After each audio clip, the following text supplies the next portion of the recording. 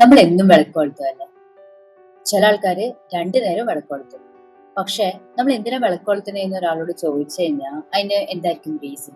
ഇപ്പൊ പ്രാർത്ഥിക്കാൻ വേണ്ടി വിളക്ക് കൊളുത്താന്ന് പറയും. പക്ഷെ ശരിക്കും വിളക്ക് കൊളുത്തുന്നത് ഇതിനു വേണ്ടി ഒന്നുമല്ല. ഇതിന് ഒരു സയന്റിഫിക് ഒരു റീസൺ ഉണ്ട്.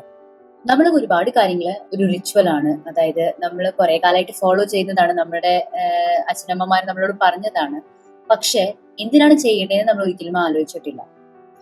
അപ്പം ശരിക്ക് വിളക്ക് കൊളുത്തുന്നതിന്റെ എന്താണ് റീസൺ, എന്താണ് നമുക്ക് ബെനിഫിറ്റ്സ് എന്ന് ഇന്ന് ഞാൻ പറഞ്ഞുതരാം. എല്ലാവർക്കും നമസ്കാരം. ഞാൻ വിദ്യ. ഞാൻ ബൈ പ്രൊഫഷൻ ഒരു സൊല്യൂഷൻസ് ആർക്കിടെക്ട് ആണ്. ഹിന്ദു ഫിലോസഫിയിൽ ഒരുപാട് ഈഡൻ ആയിട്ടുള്ള കാര്യങ്ങൾ പഠിക്കാനും മനസ്സിലാക്കി ഇവിടെ വന്ന് ഷെയർ ചെയ്യാനുള്ള ഒരു ഇൻട്രസ്റ്റ് കാരനാണ് ഞാൻ ഈ വീഡിയോസ് ഇടുന്നത്. അപ്പം കൊച്ചിലെ തൊട്ട് ഒരുപാട് ഇങ്ങനെ ഒരു ക്യൂരിയോസിറ്റി ഉണ്ടായിരുന്നു എനിക്ക്. ഇപ്പൊ വിളക്ക് കൊളുത്തുന്നതൊക്കെ എന്തിനു വേണ്ടിയാണ്? നമ്മളിപ്പം തിരി വെക്കുന്നതും നമ്മള് അഗർബത്തി കൊളുത്തുന്നതൊക്കെ പ്രാർത്ഥിക്കുന്നതൊക്കെ എന്തിനു വേണ്ടിയാണ് എന്നുള്ളൊരു ക്യൂരിയോസിറ്റി. പക്ഷെ ഒരിക്കലും അങ്ങനെ ചോദിച്ചിട്ടില്ല. മേ ബി അതുകൊണ്ട് ഇതുവരെ അറിഞ്ഞിട്ടുണ്ടായിരുന്നില്ല. പക്ഷെ ഒരു വിളക്ക് കൊളുത്തി കഴിഞ്ഞു കഴിഞ്ഞാൽ ബേസിക് ആയിട്ട് നമുക്ക് മനസ്സിലാക്കാൻ പറ്റുന്ന കാര്യമാണ്, അതൊരു വെളിച്ചം തരും. ഡാർക്ക്നെസ്, അതായത് അന്ധകാരം, അത് മാറ്റും. നമ്മുടെ ഉള്ളിലുള്ള ഇഗ്നോറൻസ്, നമ്മുടെ ഉള്ളിലുള്ള പേടി, അത് മാറ്റും. അതാണ് അതിന്റെ ഒരു സിംബോളിക് അർത്ഥം. പക്ഷെ ഒരു ഫയർ, അതായത് ഫ്ലെയിം നമ്മൾ കത്തിക്കുമ്പം ഇൻഫ്രാറെഡ് റേഡിയേഷൻസ് വരും. അത് മാത്രല്ല, അതിന് ചൂട് വരും. തീ നമ്മൾ കാണുമ്പോൾ നമ്മുടെ ബോഡി, നമ്മുടെ ബ്രെയിൻ തന്നെത്താൻ കാമാവും. കത്തി നിൽക്കുന്ന ഫ്ലെയിം കാണുമ്പോൾ നമ്മുടെ ബോഡിയിൽ കോർട്ടിസോൾ, അതായത് സ്ട്രെസ് ഹോർമോൺ, അത് കുറയും. നമ്മുടെ എയറിലുള്ള ബോംബ്, ആ ഒരു ചൂട് കാരണം നമ്മുടെ ബോഡിയിലെ സ്ട്രെസ് കുറയും. അതുകൊണ്ടാണ് ആ ഒരു ഈവനിങ് ടൈം, ഇല്ലെങ്കിൽ ആ സന്ധ്യാസമയത്ത് വിളക്ക് കൊളുത്തണം, ഇല്ലെങ്കിൽ ഒരു ദിയ, ഇല്ലെങ്കിൽ ഒരു ക്യാൻഡിൽ കൊളുത്തണം എന്ന് പറയുന്നത്. ഞാൻ കുറച്ചു കാലം മുന്നേ വായിച്ചൊരു ബുക്ക് ഉണ്ടായിരുന്നു, ഹൂഗ എന്ന് പറഞ്ഞൊരു ബുക്ക്. അത് ശരിക്കും ഡാനിഷ് കൾച്ചർ, അതായത് ഡെൻമാർക്കില് ഫോളോ ചെയ്യുന്ന ഒരു കൾച്ചറാണ്. അതിൽ അവർ ഒരുപാട് ക്യാൻഡിൽസ് കത്തിക്കും.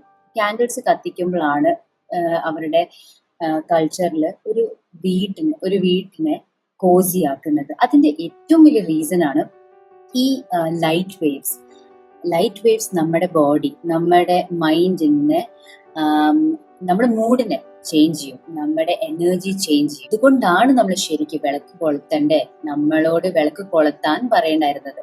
അത് മാത്രമല്ല, വിളക്ക് കൊളുത്താൻ വേണ്ടി ഒരു സ്പെസിഫിക് ഒരു ഡയറക്ഷൻ ഉണ്ട്. ശരിക്കും സൺ റൈസ് ആവുന്നത് ഈസ്റ്റിലായ കാരണം നമ്മൾ രാവിലെ വിളക്ക് കൊളുത്തുമ്പോൾ ഈസ്റ്റില് വിളക്ക് കൊളുത്തണം. ബിക്കോസ് അതൊരു പുതിയ തുടക്കമാണ്. ആ ഒരു എനർജി ഫ്ലോ ആവുന്നത് ആ ഒരു ഡയറക്ഷനിലാണ്.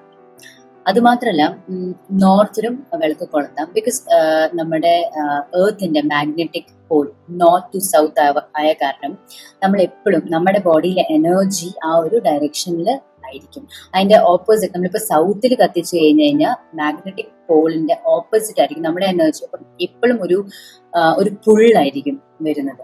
അത് മാത്രല്ല, ശരിക്കും ഈ വിളക്ക് കൊളുത്തിയത്, ഇല്ലെങ്കിൽ ഈ ദിയ, ഇല്ലെങ്കിൽ ഈ ക്യാൻഡിലിന്റെ ഫ്ലെയിം നമ്മൾ കുറച്ചേരം ഫോക്കസ് ചെയ്ത് കഴിഞ്ഞ് കഴിഞ്ഞാൽ നമ്മുടെ ബ്രെയിൻ ശരിക്കും ഒരു ആൽഫ സ്റ്റേറ്റിൽ എത്തുന്നതാണ് പറയുന്നത്. ആ ഒരു സ്റ്റേറ്റ് ഒരുപാട് മെഡിറ്റേഷൻ ചെയ്താൽ മാത്രമേ എത്തുള്ളൂ. അപ്പൊ അത്രയും പവർഫുൾ ആണ്. കുറെ കാര്യങ്ങള് നമ്മളോട് ചെയ്യാൻ പറയുന്നതിന്റെ ഒരു സ്പിരിച്വൽ റീസൺ മാത്രമല്ല, ഒരു റിച്വൽ മാത്രമല്ല, അതിനൊരു ശരിക്കുള്ള ഒരു സയന്റിഫിക് റീസണും കൂടി ഉണ്ട്.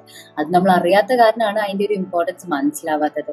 അപ്പൊ നെക്സ്റ്റ് ടൈം നിങ്ങൾ വിളക്ക് കൊളുത്തുമ്പോൾ, അല്ലെങ്കിൽ നെക്സ്റ്റ് ടൈം നിങ്ങൾ ഒരു ക്യാൻഡിൽ കത്തിക്കുമ്പം അത് ഒരു പണി ഇല്ലെങ്കിൽ ഒരു പ്രൊസീജിയർ ആയിട്ട് മാത്രം നോക്കാണ്ട് അതിന്റെ എന്തായിരിക്കും ബെനിഫിറ്റ്, അല്ലെങ്കിൽ എന്തുകൊണ്ടാണ് നമ്മളത് ചെയ്യുന്നതിനും കൂടി ആലോചിക്കുക. അപ്പൊ എല്ലാവർക്കും ഈ ചെറിയ വീഡിയോ ഇഷ്ടപ്പെട്ടു, മനസ്സിലായി എന്ന് വിശ്വസിക്കുന്നു. നിങ്ങൾ ആദ്യമായിട്ട് ഈ ചാനൽ വരുന്നെങ്കിൽ സബ്സ്ക്രൈബ് ചെയ്യാൻ മറക്കരുത്. Thank you. ബൈ.